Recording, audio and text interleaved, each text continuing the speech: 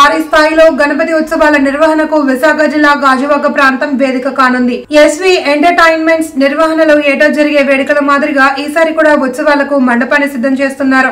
ఈ మేరకు నిర్వాహకులు కొసిరెడ్డి గణేష్ దీనికి సంబంధించిన వివరాలు తెలిపారు. మండపం పూర్తి స్థాయిన వెంటనే స్థానిక శాసనసభ్యుడు పల్లా శ్రీనివాసరావు చేతుల మీదుగా నమూనా గణపతి ఆవిష్కరణ కార్యక్రమం ఉంటుందని తెలిపారు. యోగాంధ్రతో విశాఖ ఖ్యాతి ప్రపంచానికి తెలిసింది అని, వినాయక ఉత్సవాలతో కూడా అదే మాదిరిగా పేరు సాధించాలన్నదే తమ లక్ష్యమని పేర్కొన్నారు.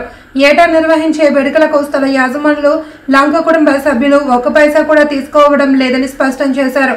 ఇటీవల ఈ స్థలంపై సోషల్ మీడియా వేదికగా అనేక ఆరోపణలు చేస్తున్నారని, వాటిని కూడా తాము ఖండిస్తున్నట్లు తెలిపారు. మన గాజువాక లంకా మైదానంలో భారీ ఎత్తున గణేశోత్సవాలు చేసుకుంటాం.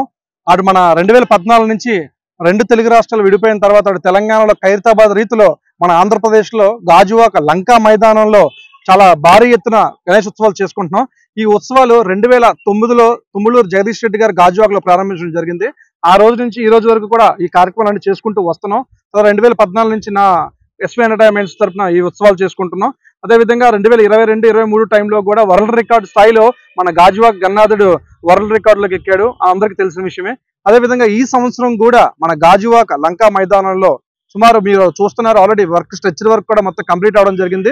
స్వామివారి విగ్రహం కూడా ఏ డిజైన్ లో ఉండబోతుంది, స్వామివారికి ఏం పేరు పెట్టబోతున్నాం, ఏ ఐటమ్స్ తో స్వామివారిని మనం ఈ సంవత్సరం తయారు చేయబోతున్నాం, ఇవన్నీ కూడా మన శాసనసభ్యులు పల్లా శ్రీనివాసరావు గారి డేట్ టైం తీసుకొని ఒక రోజు ఆయన చేతుల మీదుగా స్వామివారి నమూనా ఓపెనింగ్ అండ్ అదే విధంగా మన స్వామివారికి ఏం పేరు పెట్టబోతున్నాం అనేది కూడా కీలకంగా ఆ రోజు ఆయన చేతుల మీదుగా ప్రారంభించడం జరుగుతుంది. అదేవిధంగా ఈ సంవత్సరం కూడా భక్తులకు ఎటువంటి ఇబ్బందులు లేకుండా పార్కింగ్ ఏర్పాట్లు కానీ పార్కింగ్ సదుపాయం కానీ అన్ని ఉండే విధంగా మనం ఈసారి గ్రౌండ్ కూడా చాలా స్వామివారిని కూడా బాగా వెనక్కి పెట్టి చేయడం జరిగింది. పార్కింగ్ వాళ్ళకి కూడా ఎటువంటి ఇబ్బందులు లేకుండా 2-3 సైట్లు కూడా తీసుకుని పార్కింగ్ అండ్ ఫెసిలిటీస్ చేయడం జరుగుతుంది. పార్కింగ్ కూడా వచ్చిన పార్కింగ్ చేసిన వెంటనే భక్తులు దర్శనం చేసుకునే విధంగా బార్కేడ్లు ఇవన్నీ కూడా ఏర్పాటు చేయడం జరుగుతుందండి. అదే విధంగా అందరికీ ముఖ్యంగా ఒక విషయం చెప్పదలుచుకున్నానండి, ఎప్పుడు ఈ ప్రస్తావన రాలేదు కానీ ఒక సోషల్ మీడియాలో ఒక వార్త ఒకటి రన్ అవుతుందండి. దాని మీద నేను మీకు చిన్న ఆన్సర్ చేద్దామని చెప్దాం అనుకుంటున్నానండి. 2009లో లంకా మైదానంలో ప్రారంభించిన వినాయక చవితి ఉత్సవాల తర్వాత అదే విధంగా ఈ రోజుకి ఉత్సవాలు చేసుకుంటున్నాం. సుమారు ఒక 16 సంవత్సరాలు అవుతుందండి. ఈ ఉత్సవాలు చేసుకుంటూ ఉన్న భాగంలో ఇదే మన దైవ కార్యక్రమాలకి ఎప్పుడు కూడా లంకా కుటుంబ సభ్యులు ఏ రోజు కూడా మా దగ్గర ₹1 కాదు ఎప్పుడు ఏమీ ఆశించలేదు. ఎప్పుడైనా దైవ కార్యం అనగానే లంకా ఫ్యామిలీ లంకా కుటుంబం మొత్తం కూడా గ్రౌండ్ని ఉచితంగానే మాకు అందించారు తప్ప ఎప్పుడు కూడా మా దగ్గర ₹1 కూడా మా దగ్గర నుంచి ఎప్పుడు వీళ్ళు ఛార్జ్ చేయలేదు, తీసుకోలేదు.